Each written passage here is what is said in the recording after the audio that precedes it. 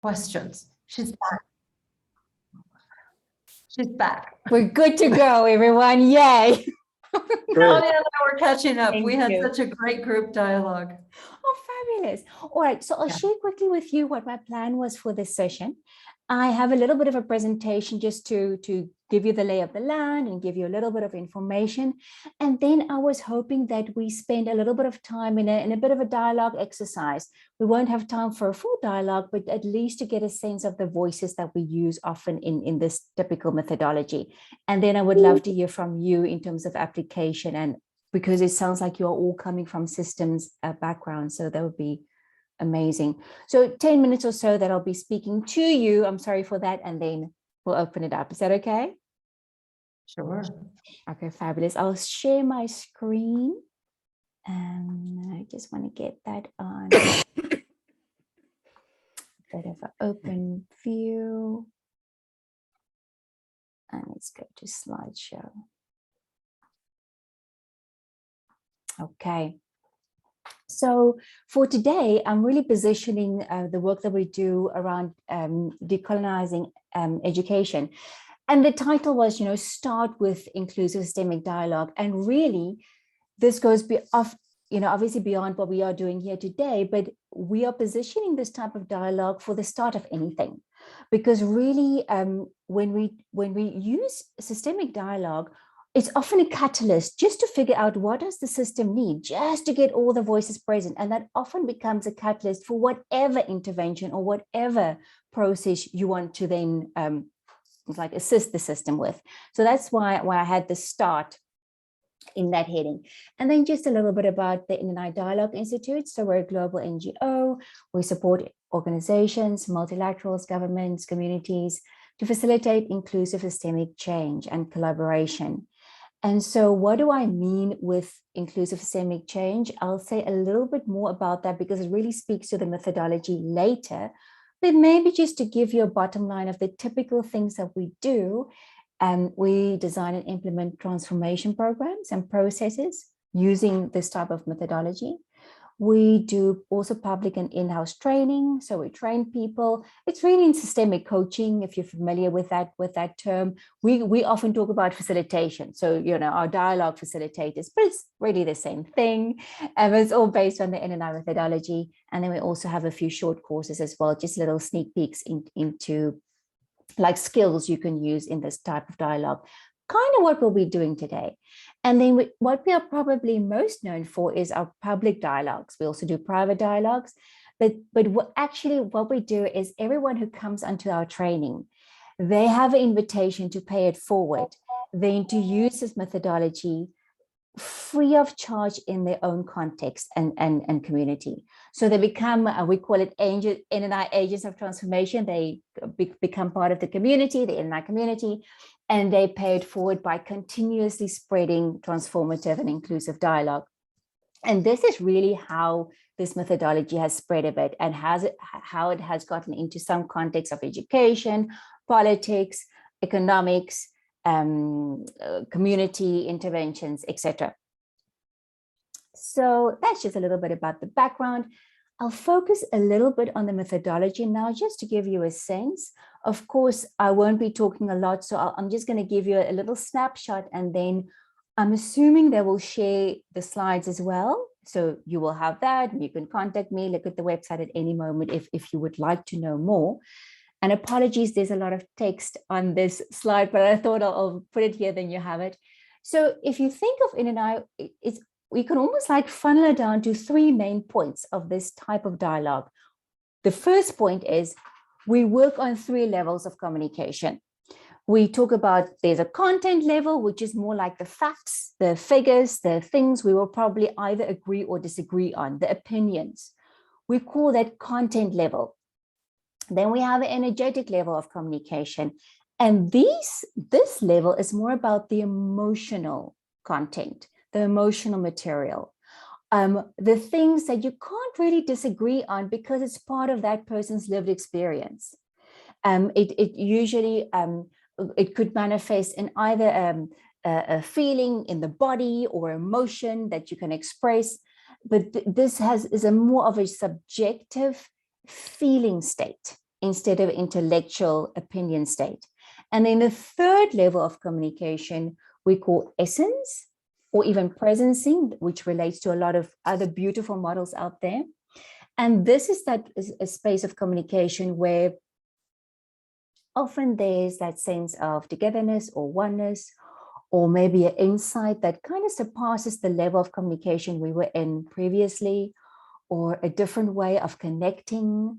Often it could be a moment of silence or a moment of understanding that kind of ripples through the whole dialogue. And we call that essence. So 3 levels. Often what you would find a dialogue would spend most of the time in content level. In our case, we actually try and move as quickly as we can out of content level into the energy level, because we believe that is where transformation actually is easiest to take place. So that's just that first point. The second point, it's almost like a takeaway of this methodology, is we move from the individual to the system during this dialogue. So we don't stop with the individual opinions or ways of understanding. We try and find what systemically is also present, and then we position those themes or opinions as voices. So for example, and this is actually what we're going to play with, so it will make more sense shortly, but a quick example would be during a dialogue, at some stage, I will stop being Jonelle if I were to participate in that dialogue, and I might then choose to express from one of the systemic voices, which could be anything from fear or justice, or whatever was coming out in that initial part of the dialogue. We would then use these themes, so to speak, as systemic voices, and individuals can step in and out of that systemic voices to represent them and speak or express from them. The cool thing about this is you can create a sense of anonymity when you don't have the individual speak for themselves, but they are speaking for a specific entity or feeling or opinion. And then the third point, it's really about having whatever the marginalized voice is become more empowered during the dialogue. We often talk about bringing the marginalized voice into central position. We use different skills to do that, but that's kind of the bottom line. We check what in that system at that point in time might be slightly marginalized, and we try and pull it in and give it a voice. And I don't know why I'm using that language, give it a voice. I don't really like that sentence, but what we mean with that is just to position it so that somewhat a human being can step into that position and voice it for the system, so to speak. Again, we'll look at this a little bit more in depth when we get into the exercise. And at any point, just pause me, interrupt me if you have a question. Please feel free to do that. I thought just to include this, again, we won't spend a lot of time here, but this is our methodology in a nutshell. Feel free to send me questions or look on our website, it's also there. But basically, you'll see also already in the middle, these are the 3 levels we talked about, the content, energy, and essence. Your Zoom toolbar might be on essence, but it's at the bottom. And then really through a dialogue, or through a process. So we build all our processes on this methodology. So this could be like a 4-hour dialogue, it could be a 1-hour dialogue, it could be a 12-month process, but we try and always move through this curve so that you start from a place of what the system is at that current moment or status quo. You then start listening to what are the different voices in the system, not just the popular ones or the dominant ones or the loudest ones, but you start listening what's said, what's not said. And then through this process, we then position some of those voices, not everyone, but some of them, so that the energy can actually start expressing through these voices. And at some stage, you would find that things are starting to shift. Because what you're actually doing is you're taking that initial power dynamic within that group, within that dialogue system. And by putting it into different systemic voices and keep on bringing the marginalized voice back in, you are actually reconstellating. You are shifting the power dynamic that was in the previous or the starter constellation, if that makes any sense. And so what you get is you get new insights, you get a shift of the whole system. And towards the end of the dialogue, you start making meaning of what just happened, because often the people are in a very experiential phase right now. They're experiencing, there's not a lot of meaning making happening while you're in it, but at some stage we pause that part of the dialogue and we then say, okay, now let's start making meaning of what just happened. And that's where we start articulating some of the ahas, the insights. We kind of get our brain back into the process, and we also start shifting back from the system back to the individual. So there's a specific place in the dialogue where we go, okay, we are pausing the systemic part of the dialogue. We want everyone now to shift back into their own personal state, their own individual state, and now look back. What just happened? What's new? What new information is coming to you? What's a new insight, etc. And then very importantly, we also decide, well, the people in the dialogue also decide what are they taking away. So what is a commitment? What is an action? So that there's a sense of accountability of whatever is new to go forward. I'm talking here about a whole dialogue process.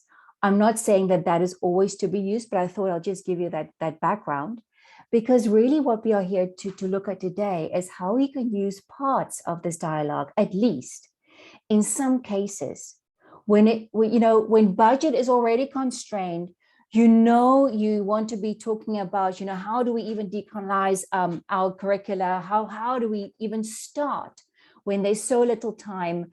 There are ways to make, I almost want to say, quick, easy access points to open it up to a systemic view. So basically, for today, we are looking at how this type of dialogue could just include diversity of feeling and thought and expression.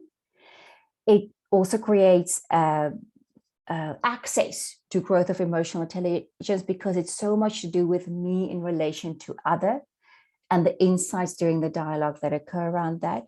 It also cultivates a systemic lens for the dialogue participants. The inclusion of marginalized voices, as I said, on any topic. And these marginalized voices, this could be anything from feelings, like sometimes the feeling of, or grief or fear could be marginalized in that specific group or classroom or content. By voicing it, by expressing it, we're already including it. But it could also be, of course, humans, specific groups of people, communities that are marginalized, and then you get a representative, a voice to be a representative of that community.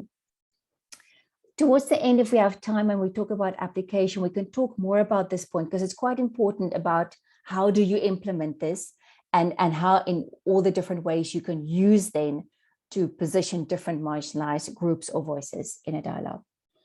And then finally, yes, this could be a lovely access when budget is a constraint.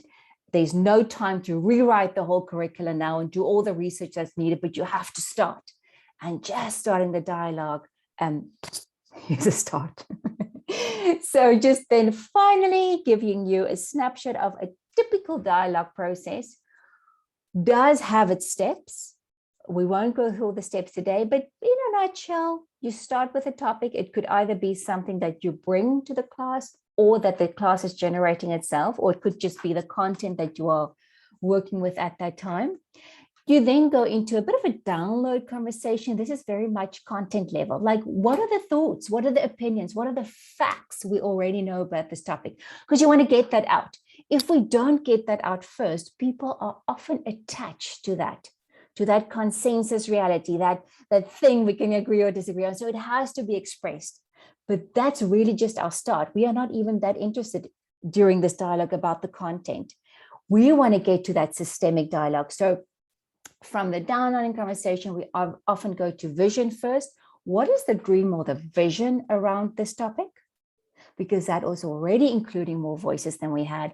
And then we start looking at what are the current feelings and thoughts in the room around this topic. And I'm going to say more when we get into our exercise, because then we start positioning some of those systemic voices and we start the dialogue.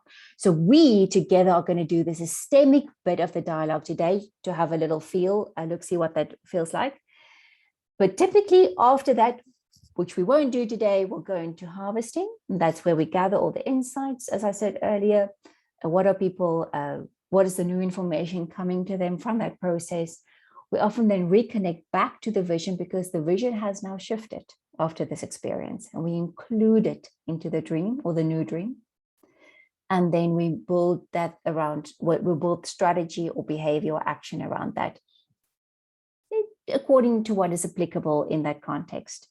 And then we often have a sharing circle at the end to share what are the accountabilities, because that's very empowering also for everyone to hear what's been taken away from the work they did together. So apologies, I'm whizzing through, but it just gives you a bit of a background because we are now going to play and we're going to activate our systemic lens through that part of the dialogue. So we're going to go into exercise, working with a bit of the systemic voices. And of course, the topic will be education. What else? So we're going to use the topic of education as our dialogue topic. It's a bit of a mock dialogue, just for you to get a feel of what it feels like to talk from these different voices. And now I'm totally going to stop talking at you. So thank you for listening. I'm going to stop the screen share. So please switch back to gallery view if you weren't on gallery view. And I first just want to hear from you.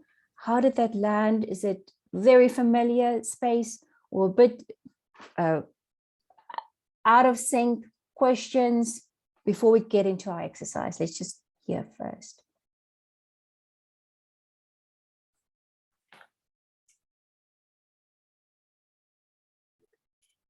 Can I ask a question? Please. What is NNI? Oh, then Clay.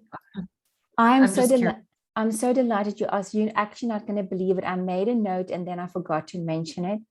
It stands for the No Name Initiative. And when I heard your academy's name, I went, oh my goodness. Yeah. So I don't know if you made the same, but we come from, we don't put an agenda in the space. And we call it No Name so that we keep that commitment that the agenda cannot be hijacked by anything else, but it has to be first find out what does the system need. And that is what the process is built about. So then Claire, I was wondering. Yeah, it's interesting. I had no idea. I somehow missed that. No, we called ourselves nameless because we're secular. And, so many people are intimidated by science. And there's so many things that have been done under a scientific, that are supposed to sound scientific, that are not, in terms of a belief system. And our agenda is, like I said, secular. And so we want to help individuals find the magic in their name. And so that's why we went with nameless. I mean, you have no idea what we went through. We just laugh about what we went through, but it's all in the name of inclusivity and universality, and from a systemic understanding that we are all connected, we are interconnected, right back down to the astrobiology aspect. We're all made of stardust. So I have to laugh when you said you were from South Africa and I saw the NN, I thought, oh, maybe it means now. Well, not today, but we could. In Africa, in South Africa, in Cape Town, I learned very quickly that if you want something today, you don't say, yes, if they say, do you want it now? You say, yes, forget it. You might get it a week from now. You have to say, I want it now. And then you might still wait. You might still wait for a day or a week. Exactly. Good. Okay. Thank you for that. You're welcome. Any other questions or just maybe also a sense of how is this landing? Was it too quick? Does it make sense? It's like old news. Just testing the group a bit to see where you are at. I have another question. If nobody else has a question, I'll go ahead and ask. You talked about making meaning. I'd like to know what you mean by that. when we come out of that phase where we are talking from voices and we are all having different experience and things happen and we don't even, because often what happens is we are actually starting to channel through that voice. We might not even understand why I'm saying what I'm saying as fear or as heartbreak, for example. And then it takes a bit of coming back into myself to first just integrate well, not even integrate, just have a view on what just happened, create a view on what just happened so that I can start building my own understanding of what I saw and what I experienced. And so we typically talk about making meaning or creating meaning because we will all have different ways of relating to that experience and having meaning about what just happened. So that's all we mean with that. Mm-hmm.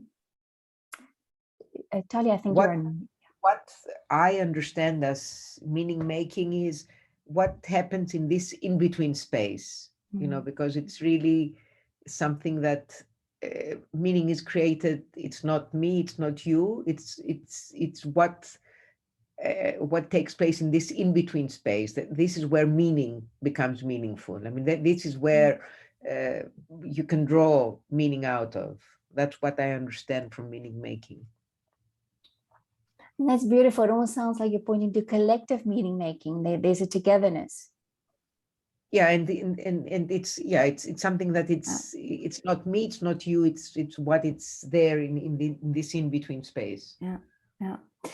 And maybe to add, I mean, I don't add it in today's talk or presentation, but so really what we do in these dialogues, we acknowledge the current social constructs. We acknowledge that this is how we have perhaps collectively made meaning around who we are or who we are together. And then during the dialogue, we actually deconstruct that meaning because we are shifting the power relationships by positioning certain things and giving certain things more voice than they usually would have or get assigned to in our societies, in our stuckness of our societies often. And so the meaning making is shifting as well collectively. And that's where we almost like breaking apart to build it up again. So thank you so much, Talia. That's exactly it. So I'm checking the time and I do want you to have a bit of experience. Is there anything else to answer or say before we do a bit of experiment?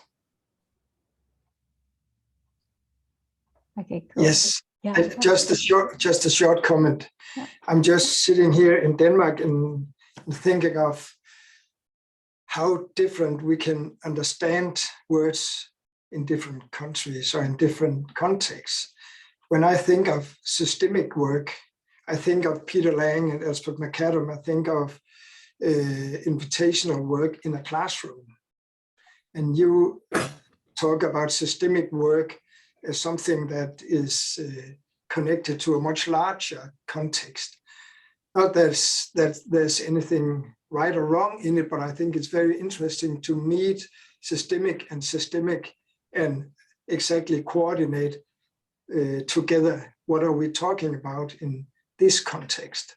How is it meaningful for you to talk about systemic, and for me in a different way? So I'm listening with big ears. But isn't really exactly that what's systemic, that it can evolve, I mean, you can see it on different levels, and of course the classroom is one very, very important level, but there are all these different levels that are being involved. When we heard this in the initial lecture today, I mean, what our colleague from Finland said is what's good about our school is that you can see that curriculum on very many levels. You can see the national curriculum, you can see the school curriculum, you can see the class curriculum. So in that sense, the flexibility and the relationality comes because we have all these levels. These are the different systems, aren't they? I mean, they are, and of course we've got super systems and super systems over that, and subsystems under that. But this is exactly that. I mean, what you're talking about is one aspect of the educational system in education, no? Surely. Yeah. I agree. And I've You know, learned from Barnett Pierce, if you know him, he was talking about the different context levels of pretty much the same issue. We can talk about the same subject at different context levels in different languages. So I just think it's interesting to meet it, and it shows how we have to coordinate. What is it we're talking about when we talk about systemic in just this context? And perhaps what I could share is just from nni's perspective, and then please don't feel I'm assuming you have to link with that, but just from our perspective. So we actually talk about anything as a system, right? Talia, much to what you were pointing to. So any parts in relation to other parts, we see it as a system, and we actually go so far as to say that everything is connected, kind of linked back to what you were saying too. And so potentially everything is in a system. We just can't always see the connection. So if that's our assumption that somehow everything is in system, I mean, that we've got our clear systems like a classroom, and then the education system, and then maybe the national system. Exactly, we could see those concentric circles swirling out in systems. Yeah. But it's even so much more complex than that, right? All of that is interlinked to everything else. And so what we say is that in our dialogues, whether it's in a classroom or in National Gallery or wherever, whoever is there is always representing bigger systems outside of that context. And therefore, we talk about systemic voices and not just the individuals as well. Exactly. I mean, if you think along Gregory Bateson's line, who was one of the pioneers in this kind of thinking, it's this pattern that, the pattern that connects, this pattern that you said we don't know sometimes what are these interconnections. But then at some point when you achieve this understanding of a pattern, which is of course changing, as you said, because the quality changes, when the dialogue starts, and things are shifting around, the power structures are shifting, and so new patterns are being developed. So I think that if we go back to what Gregory Bateson taught us, that's very, very clear. I mean, what you're trying to say. I mean, that's how it resonated. So we are spending, Linkley, and then we're going to go into exercise. Yeah, just one quick. Branka.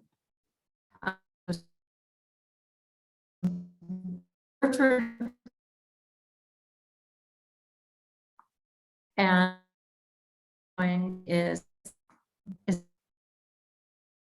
and so but the systems that we co-create, whether it's a relationship, whether it's a family, whether it's a community, whether it's a country, governmental, those are life-like systems, and they obey the same rules because they must form to the exact same pattern. And a system is as sick as any one individual in that system. And that's where it comes back to tell you what we were talking about in our small groups. The only thing I can change is me. And that's why focusing on individuals as living systems is where any and every systemic change begins. Because until the individual is willing to change, nothing will change. Thanks, thank you. And Frank, I see you've got your hand. Yeah, just wanted to add to this that I'm really interested in practical tools like the one you've presented. I'm new to this thinking. I'm interested, but really don't know much about it. I'm interested in the tools that can help us in practice make those systemic voices more visible from, for example, the marginalized groups perspective. I'll give you a context. We're now working currently on reviewing the best practice guidelines to New Zealand schools on school exclusion. So just the idea that we have a document called Good Practice for Excluding Students to start with is really challenging and says something for the lack of those voices. That we've had these guidelines for very many years. One of the basic principles in those guidelines is that they are fair. And when we look at, the horrible consequences that that type of thinking and that type of document has done to the marginalized groups, we now have this opportunity to review those guidelines. But how do we make those systemic voices visible in the process is a challenge. So let's go. Thank you for that, Branka. Let's go into the exercise. Maybe you get a few ideas. Who knows? So our topic is education. And just check in with yourself. What are some of your thoughts, fears, concerns, worries, dreams? And we're going to bottom line with this because we don't have a lot of time. So we're just going to have like a starter conversation. What would you say is like your most important feeling or thought around education that you feel passionately about? And just have a little round of sharing. So we're in exercise now, and I'm fast forwarding everything just so you get a taste, so apologies. Dropout rate of teachers is a huge concern. 52% of new teachers don't complete the next one school year before they quit and go to another job. What happens when you have a teacher who spends 90% of her day dealing with 17% of her students? And the rest, where's classroom management? We're talking about K through university. It almost sounds like the whole system feels broken, and it's not sustained. It doesn't feel broken, it is broken. It is broken. Okay, thank you. Alex Toffler, I sat beside between Neville Thank you. Wolfe, astrobiologist, and Nick Wolfe and Alvin Toffler.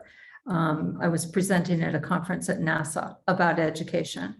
And Alvin Toffler said, until we realize that learning, unlearning, and relearning is a continual process, we're stuck. And that's where education is. No one is willing to unlearn and relearn. I second that. I second that as the biggest problem, that the models that are so outmoded, nobody stops, like the Anderson story, that the child that shouts the king is naked, but nobody was daring to say that the king is naked. So we are still expecting that child that will shout the king is naked. And what's very impressive is that happens everywhere. Maybe different qualitatively, I don't know, because I don't know the systems, but everywhere there is this pending child that will shout the king is naked. And you feel that whenever you voice it, you just talk to a wall, that nobody's there eager to listen. I come from the perspective of working with with students with additional needs. So my thought was, when you asked the question, Jonelle, was how to shift away from individual responsibility, whether that's the feeling and the weight of responsibility teachers feel, or parents, or to relational responsibility, and from individual achievement to social inclusion. And yeah, that's, I think, related to what you were talking about, Brinkley and Talia. On the other hand, though, because we don't want to leave this group in a very pessimistic tone. I put a link. I'm not pessimistic. I put a link that shows why I'm optimistic. It's in the chat line. Okay. So, I mean, the thing is that we are all here because I think that all of us have some experience in turning things around, and have experienced this excitement when you see things turning around. The thing is that I at least I feel powerless in turning them around in a way that will be there sustainable way. But the moment that we witness turning things around, it's the minute that we realize that, yes, it can be done. You know, yes, we can. Yes, I think from my chair, I think in that we can do something. We could do it all the time by changing language. It's not the bigger systems, but when I go into a classroom and try to change the way we talk about something or the way we work with an including system, from being a student being right or wrong to a student being in a way that's meaningful for him, and how can we change the way we are together so his meaningful way of being can be a part of the classroom. Okay, So, awesome. That's exactly what I was driving at with my question about making meaning. yeah. Because I think inclusion, when everyone is able to identify something that is meaningful to them, when they feel seen, when they feel heard, when they feel understood, then we have acceptance. And that's what dialogue is all about. Okay, beautiful. So this round, we were now in the downloading round. So it's still content. We're still talking about the different opinions and facts and ideas. So you can spend hours here, right? Because it's often very juicy. There's a lot to share. This is also a very interesting round usually. So, I mean, people often would share new ideas and thoughts and information and research. So it's important. But as the facilitator, you know, you don't want to get stuck here. You want to get to the real goods where the energy can move and shift. Okay. So just to note, that's where we were. So I'm fast forwarding. And I'm just going to position a few systemic voices now. You might not agree with these voices. That is okay. You can almost see them as little energy doors. We are just, you know, placing little doormats, and then we're going to open those doors and move in to express the energy. That's all. So the first voice I'm going to position, I'm kind of mixing them a little bit together, but just so you get a sense of it, I'm going to call desperation / broken / anger. And I'm putting it in the chat just so you can see it as well. So that voice would be everything, and including everything that's about, wow, the system, it's broken. It's already broken. It's not just breaking. And there's a sense of desperation and anger and frustration also came out, and probably also a bit of sadness. So I'm going to first just name the voices, and then I'm going to ask you to actually choose one just to position yourself there and feel it out for a while. Okay, so that's where we're going. So that's going to be the first voice. Then I'm also going to position a voice called the collective or relational. And that was very much about the voice that told us about how we need to shift from the individual to more the relational. So it's the voice that holds the dream and the idea of that, okay? Putting it in the chat. And then a third voice will be about hope.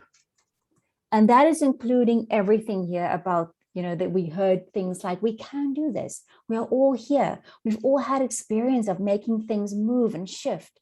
So it's all of that energy and all of the beautiful ideas, the acknowledgement, the inclusion, the meaning making that was mentioned in that. So it's just little, you know, placeholders. Of course, we can go to town and have so many more. But just so you get a sense of it today, these are our 3 for now. Usually you would start with about 5 voices in a dialogue, just so that you have a nice diverse array. But for now, to get a sense, please choose one. Choose one that you can really authentically most connect with.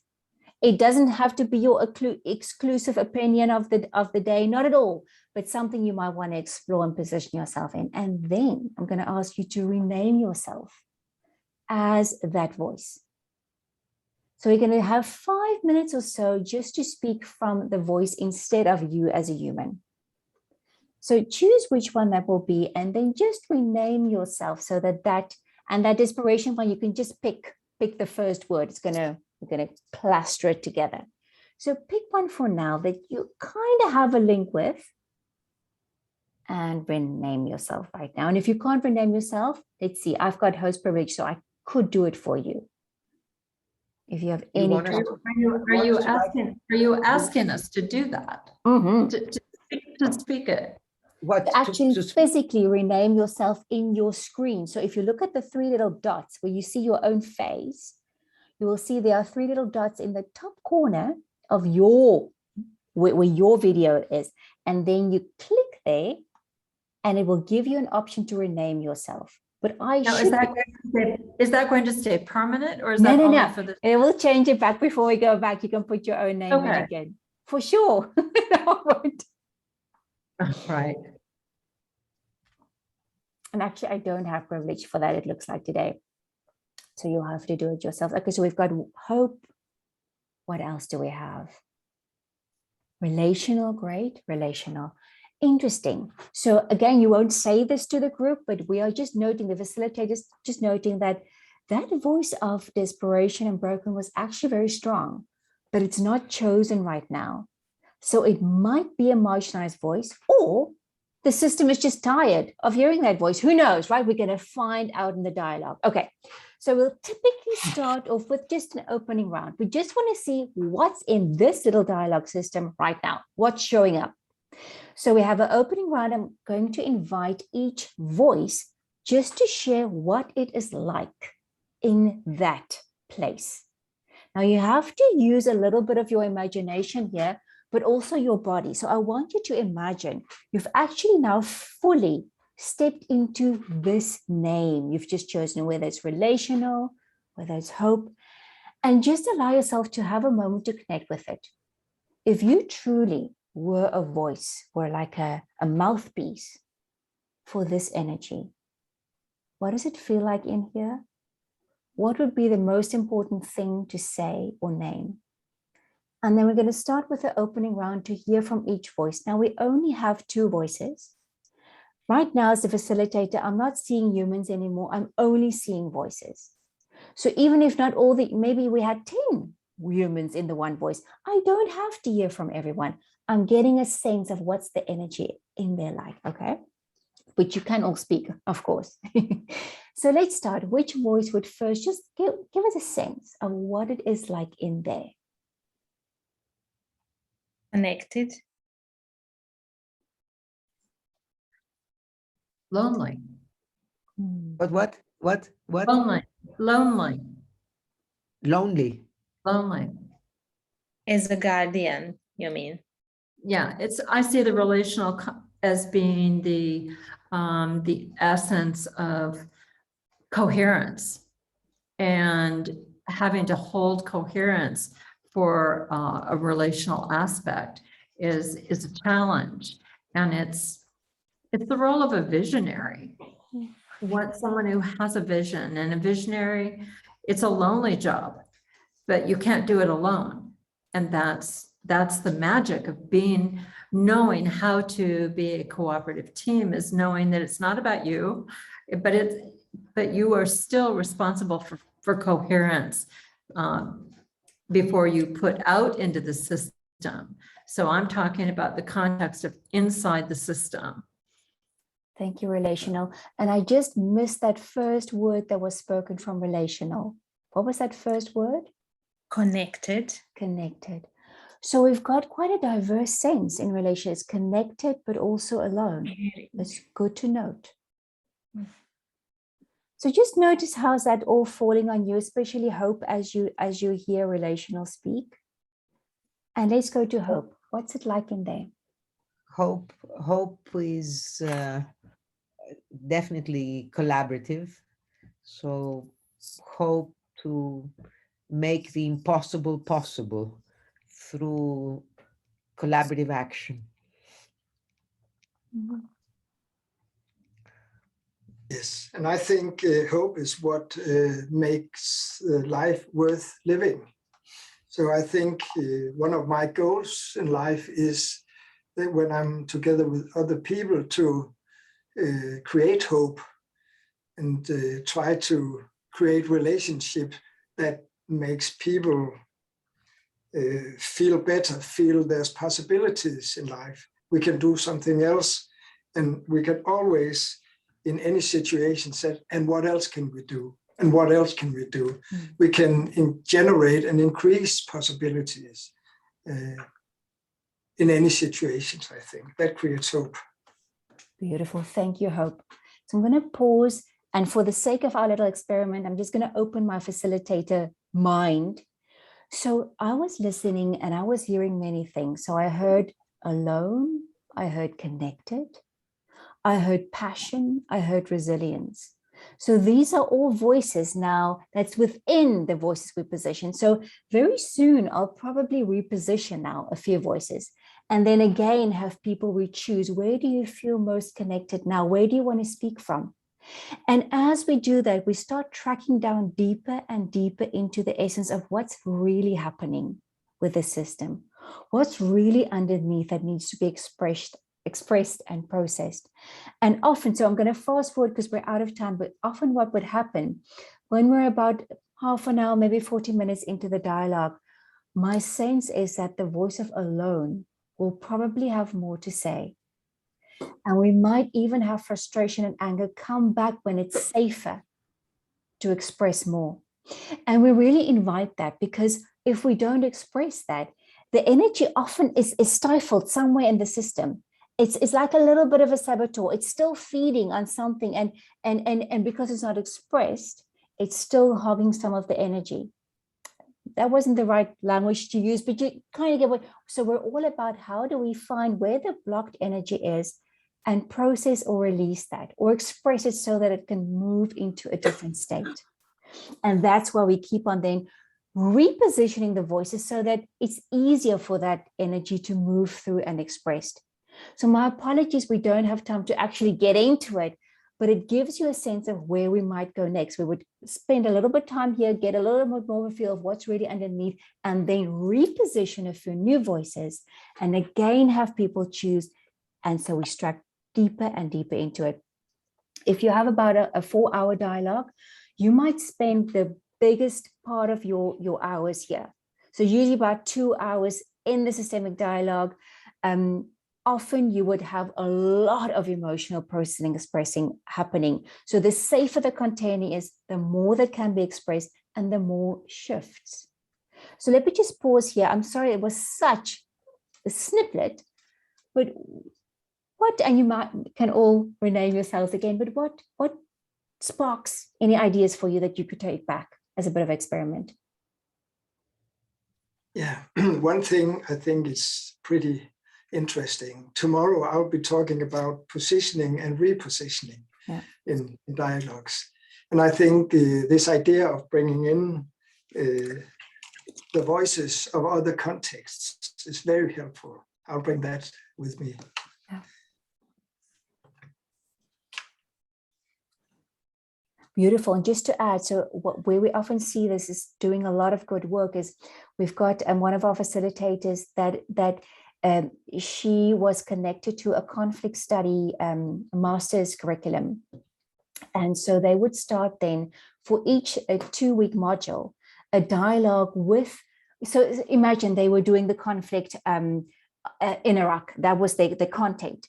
And then they would organize a dialogue with students in Iraq and have an nniDialogue with them. So they were decolonizing their own curriculum just by connecting across to voices of the matter that they were studying and including that into their dialogue space. So that's one application. Any other ideas that spark? I can definitely see the potential for dialogue continuing in this. Yep. And I'm really interested to learn more. Thank you, Jonelle. You're very, very welcome. And then maybe one more takeaway is just to say that the taboo is often the very thing we wanted to position as a voice.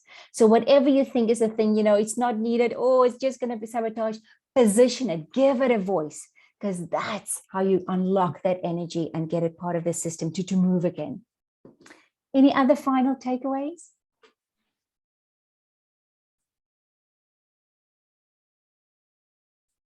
Oh, you're on mute, Tanya. How you can move from desperation and anger to hope. I mean, So- how So how two can you, ways. through dialogue, how can you through dialogue reposition yourself? Two ways. I'll just quickly get it in. So the one is if you truly spend time there to express it, it will shift. And that Yeah. is the power of being in the emotion, right? Yeah. But you could Yeah. also, if you find a participant have gotten really attached to a voice, and it's almost like they've decided not to voice, even though the energy is moving, you could invite people to say, who wants to try a different voice? Yes, you're so used to getting connected to fear. What else is available for you today? And you start shifting the constellation, almost like in a play-like manner, but it also helps to shift the energy. But the biggest part of processing would be stay in that energy and truly express it so that it can shift. And again, if you want to read the website, there's a lot of, so we're quite embedded in the psychological part of this. So there's a beautiful research around that too. Jonelle, don't forget to end your recording appropriately. Oh, thank you. I will end the recording now. We should all say smile and thank you, thank you, thank you. It was great. Really appreciated it. Look forward to seeing all of the rest of you in the coming sessions. Amazing. Please keep in touch and amazing to meet you. Thank you for being here. Thank you, Jonelle. Thank you. Thank you. Bye, everyone. And I'll pause the recording.